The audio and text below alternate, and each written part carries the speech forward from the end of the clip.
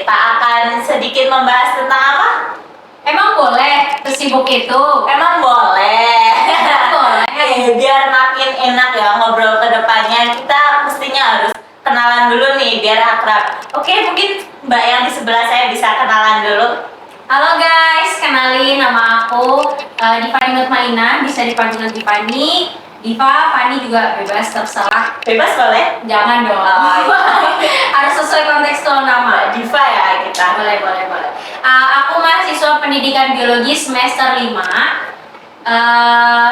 Udah kali, perkenalin. Semester 5 ya, berarti semi-semi tua ini Kak. Iya. Ya Allah, Bisa dibilang semester 5 begitu. gimana perasaannya Mbak? Udah jadi mahasiswa semester 5 yang sebentar lagi lulus. Ini mau yang jujur atau yang Jujur dong ya kali mau tipu-tipu. Perasaannya ya it's good but not good. Wah, It's good but not good. emang boleh kayak gitu. Kan nggak aku doang kan, karena kita di sini berbincangnya berdua, Iya jadi sih. nggak cuma aku doang yang harus kenalan. Mbak yang di sebelah ini juga harus kenalan. Oke, halo semuanya. Perkenalkan, nama aku Tri Yuliasi. Teman-teman bisa panggil aku Asih ataupun Yuli gitu ya. Oh, Yuli. Bebas Yuli. Asih aja sih yang paling akrab disapanya. Aku dari prodi yang biasanya banyak yang membenciku, yang membenci prodiku. Aku bisa Prodinya tuh ini, yang gurunya itu meskipun hujan badai itu diterjang buat masuk ke sekolah. Aku tahu Prodi ya. apa? Matematika. Betul. Matematika, Ilmu yang menyenangkan. Jadi aku dari prodi pendidikan matematika. Mana nih suaranya? Pendidikan matematika. Dari semester 5 juga. Bentar-bentar lagi lulusnya. Amin. Semoga bisa lulus tepat waktu ya. Ya Allah, Amin. Tahun depan ya Mbak sih? Insyaallah. Insyaallah ya Allah. Amin, amin. Sekarang ya kita sama-sama semester 5 ya. Ya. Perasaannya ya seperti itulah, bentar lagi lulus. Itu juga Sekarang makin naik semester juga makin sibuk ya Mbak sih. Nah itu, sekarang ambil berapa SKS ini Mbak? Kalau SKS, alhamdulillah aku ngambil mentok ya, 24 SKS. Allah, semester 5 masih 24 SKS. Jangan selain sibuk perkuliahan, sibuk apa lagi nih sekarang? Perkuliahan, selain sibuk perkuliahan, aku juga ikut organisasi. Kemarin alhamdulillah bulan November kalau nggak salah, jadi demisioner. Cie, cemis. Alhamdulillah. Emang boleh. Demis HM. Udah sedikit lega nggak sih kalau udah demis tuh? Lega banget. Itu November sekarang? Sekarang the only one IMM. IMM dibahas IMM. Jaya. Oke. Itu tadi aku kesibukan aku. Kalau misalnya Mbak sih, ini kelihatan dari kalau di mukanya iya. nggak mungkin orang yang pasti orang sibuk. Nggak sih, sama sih. Aku sekarang masih sibuk ya, jelas sih sibuk perkuliahan tentunya teman-teman. Dan kemarin kalau Mbak Divani itu demisnya November, aku kemarin alhamdulillah udah demis Desember. Sekarang sama ada di Ikatan Marun ini di IMM JP MIPA. Cuma bedanya kalau aku ketambahan amanah sedikit ya, masuk ke yang namanya Pondok Pesantren Persada. Pondok Pesantren Mahasiswa Universitas Ahmad Dahlan. Jadi di situ adalah wadah bagi mahasiswa baru yang ingin mondok. Oke, buat calon maba bisa deh kepoin dari IG-nya Persada, cek di bawah ini. Itu sih sekarang kesibukan aku Mbak Divani. Oh gitu. Kalau Mbak Divani kan tadi udah sibuk di perkuliahan, terus juga sibuk di organisasi gitu ya. Perkuliahannya aku dengar di PEBIO ya? Iya. Apa? PEBIO? Pendidikan Biologi. Itu identik laporan praktikum nggak sih? Aduh. Itu gimana itu? Laporan praktikum pendidikan biologi semester 5.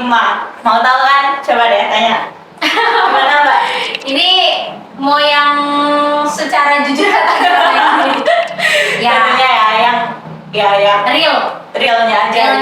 ya pasti PEBIO ini identik dengan laporan, karena kita di prodi pendidikan biologi selain ada mata kuliahnya emang yang wajib, selain itu kita juga ada praktikumnya. Jadi kita tuh nggak cuma belajar tentang teori, tapi juga belajar tentang ada prakteknya. Jadi biar nanti ketika kita, karena basicnya pendidikan dan kita itu calon guru ya, Iya. juga kan. Iya sih. Jadi biar lebih memahami, mematangkan ilmu yang udah kita dapat, jadi sambil praktek.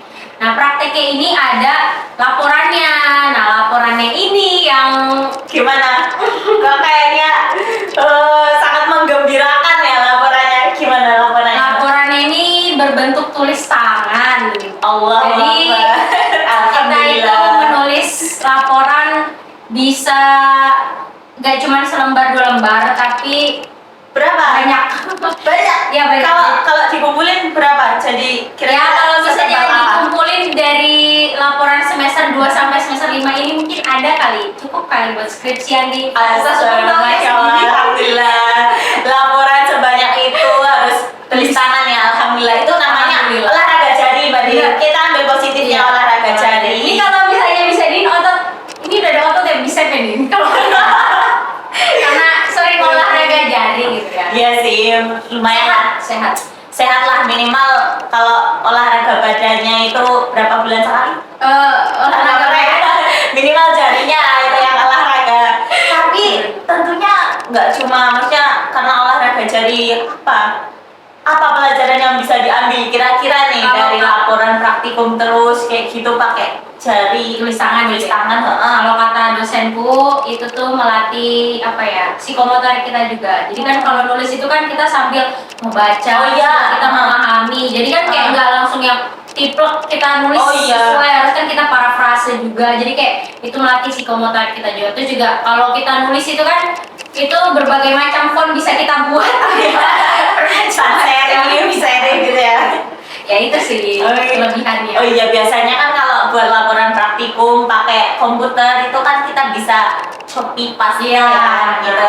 Oh iya. Kalau tulis tangan kan kita nggak Real, boleh harus pakai- parafrase dulu. Iya, tangan sendiri, ya ampun, sibuk sekali ya sepertinya. Alhamdulillah, Udah organisasinya juga sepertinya sedang sibuk-sibuknya. Nah itu kira-kira gimana dong? Emang boleh sesibuk itu?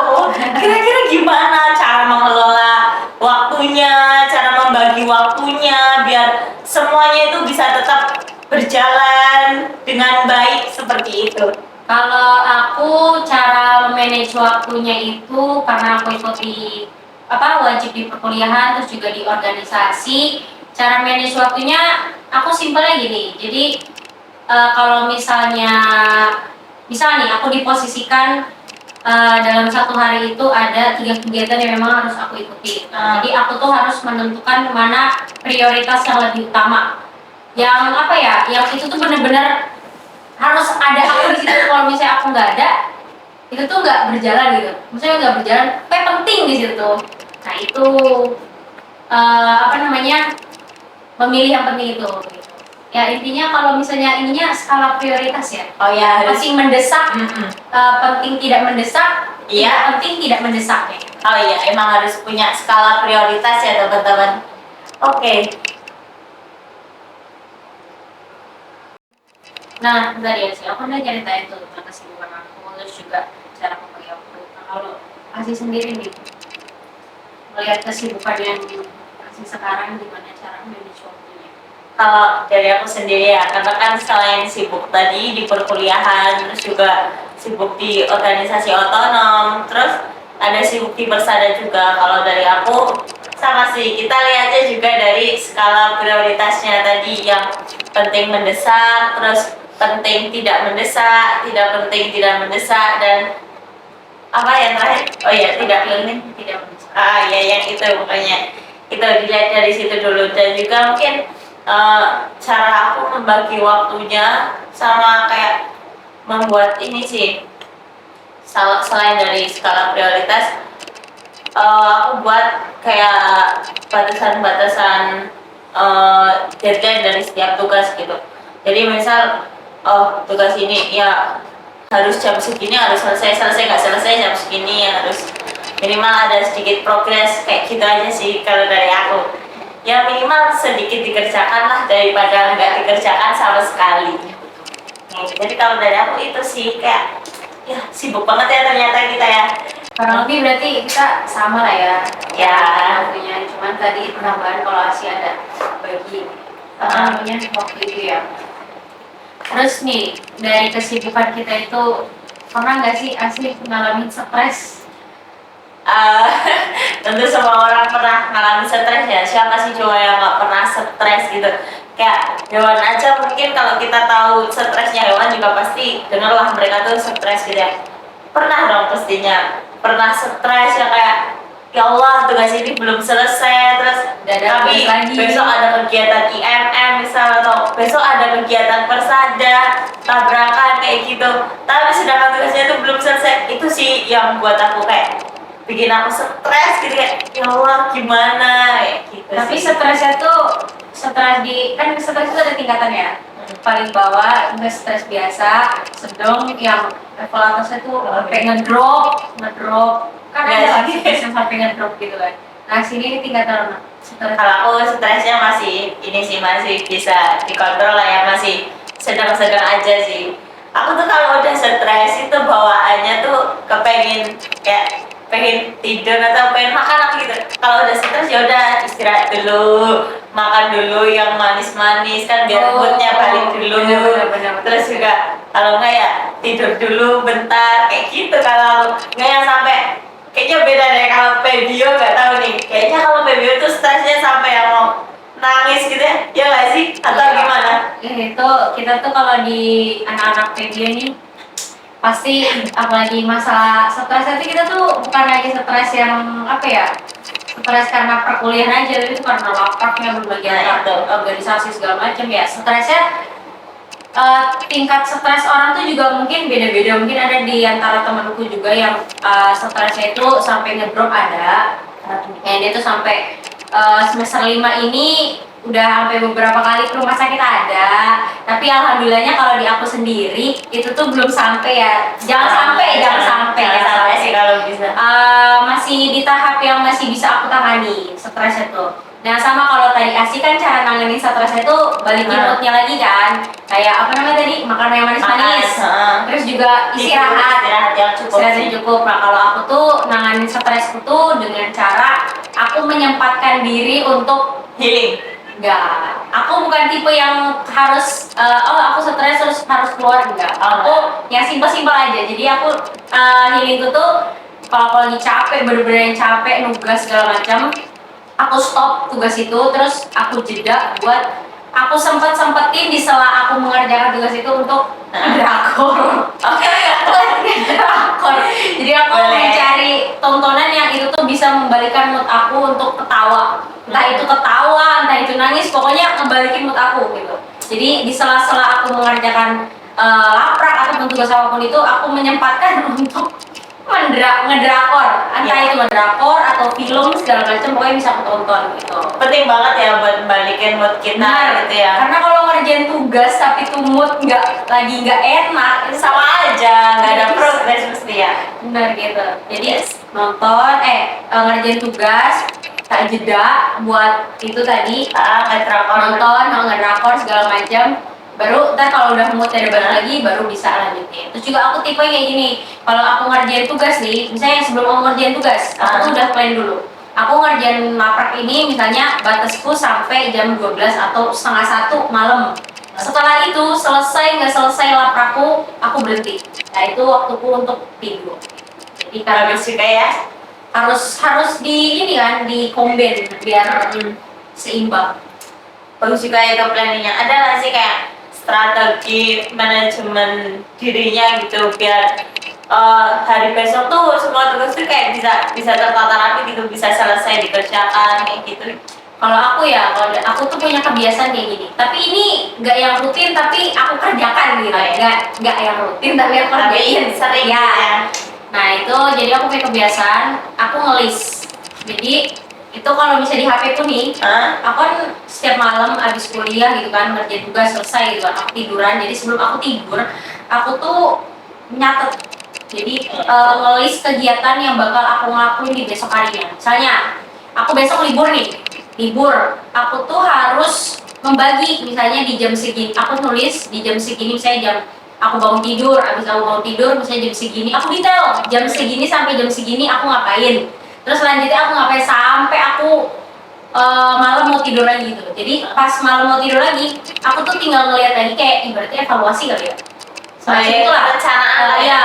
Oh, evaluasi. Hari itu setelah hari itu ini kan tak centangin. Jadi misalnya nyuci misalnya kegiatan ini nyuci cetak. Langkah satu bisa. Cetak gitu. Ntar misalnya oh kegiatan apa yang nggak dilakuin nih? Oh nih berarti besok-besok harus lebih ini lagi gitu. Itu sih. Wah, Masya Allah, boleh itu untuk ditiru sama mimin mawati sekalian. Nah, terakhir nih ya teman-teman, gimana sih tips and tricks untuk manajemen diri atau manajemen waktu ataupun bisa sih manajemen stres? Terakhir, Eka, kasih tips and triknya dong. Kalau tips and trick aku itu yang penting jalanin aja sesuai porsi kita. Jadi jangan terlalu dipaksain gitu. Terus juga harus tahu mana prioritas yang harus didahului sama yang enggak gitu, yang skala prioritas tadi. Karena itu penting banget buat kita manage waktu, manage diri juga kan. Betul. Terus kalau buat tips buat stres itu kita perlu banget buat tahu nih apa sih yang bisa balikin atau naikin mood kita di saat kita lagi ngedown banget gitu kan. Gitu. Aku gitu. Mungkin kalau dari Mbak Asi tambahan. Mantap nih. Aku nambahin sedikit aja ya. Mungkin tadi ya betul banget itu kayak kita harus tahu skala prioritasnya dan juga ya disesuaikan sama kondisi kita sendiri dan harus berani berkata tidak kalau diajak main yang nggak penting. Kan biasanya kita lagi nugas terus ada temen yang minta tolong atau ngajak kita main tapi kita nggak enakan. Nah itu harus berani nggak, aku mau ngerjain tugas, prioritasku adalah tugas. Jadi itu sih mungkin itu cukup oke teman-teman. Nah akhirnya kita udah di sesi terakhir kegiatan podcast kali ini. Semoga apa yang kita sampaikan ini bisa memberikan sedikit manfaat buat teman-teman sekalian. Ambil baiknya dan buang yang jelek-jeleknya. Terima